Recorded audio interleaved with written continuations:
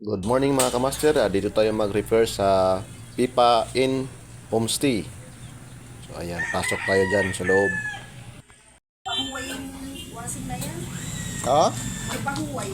Amo? Adlaw-adlaw ka din. Ay, relax mo sab kay hindi yan parang tao lang yan eh. Nagpapahinga rin eh. Kaya ibang naiwasan kay ito may homestay. Dapat dalawa yung binili nyo Yun na nga. para pag isa na naman, Yun na nga. next laba yung isa na naman para Yun hindi na siya nga. mano, Ini ang ma-over. oo. Uber ang paglabas. Ayan yung customer natin nandun sa loob. So ayan, ito yung i-repair natin. So pinapunta tayo dito ni ma'am kasi nag-error daw ng ito ata. So antayin natin.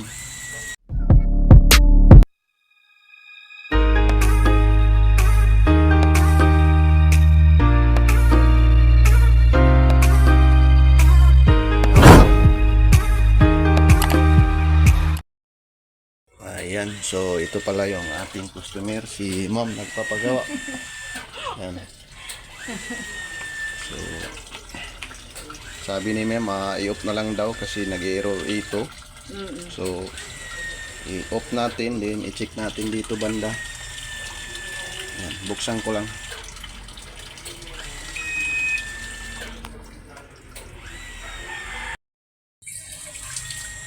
Ayan, tinanggal muna namin yung labahan. Oo, yan na.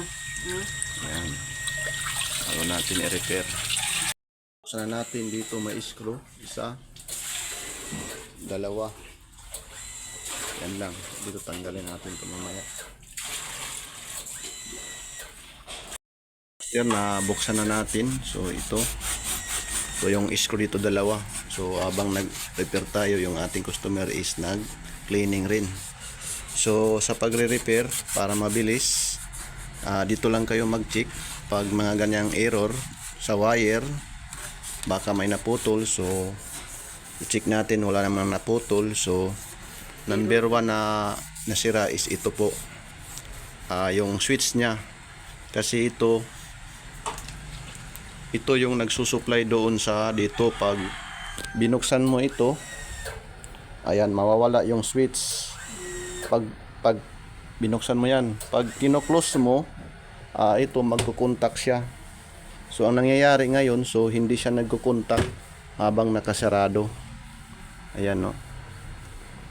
So ang gagawin natin, kasi pwede to i-repair, lagyan mo lang ng liha. So para mas maganda, pwede na rin natin dito i-bypass, kasi switch lang naman to.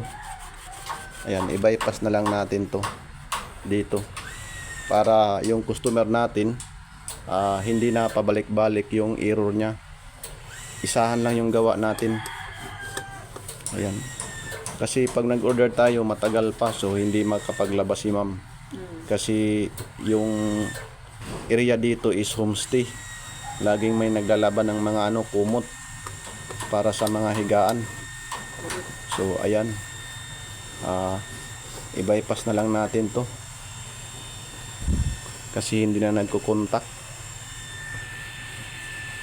Sa pag-bypass, tanggalin mo lang yung dalawa ito, then mag-join ka lang dito. Ayun, okay na. So let's do it. Ayan mga kamaster, lagyan natin to ng electrical tip. So ito yung dahilan na kinalawang na. Ayan. So i-bypass na lang natin kasi para hindi pabalik-balik yung error, kasi malapit sila sa dagat. Ayan. Kaya i-bypass na lang natin. Mga master, bago tayo umuwi, so kailangan i-testing muna natin kasi malayo yung home service natin. 1 hour yung biyahe, so kailangan i-testing muna natin bago tayo umuwi kung mag-e-error ito pa ba. Yan, maglaba muna ng isang bisis lang. Bago tayo nag-aantay, so kina-snack muna tayo ng ating customer. Yan mga master, nag-wash na siya. Yan, antayin lang natin na mawala yung error niya at makapag-dry ng labahan. Yan, kasi magwawas lang siya, pero pag hindi siya nag-i-spin,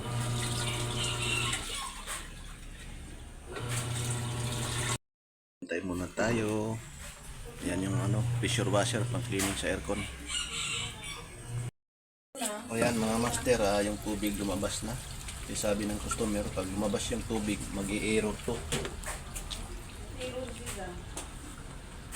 Yan. Pag nag-i-spin na siya, so wala na yung error.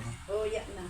Kasi yung problema talaga doon sa door switch. Antayin natin mamaya mag-dryer or mag-spin. So, ayan na mga master, hindi na nag-ito kasi nag-i-spin na siya. Oh. Ayan, yun yung sabi ng ating customer. Oo, spin na siya. Okay na ma'am? Okay. Ayan.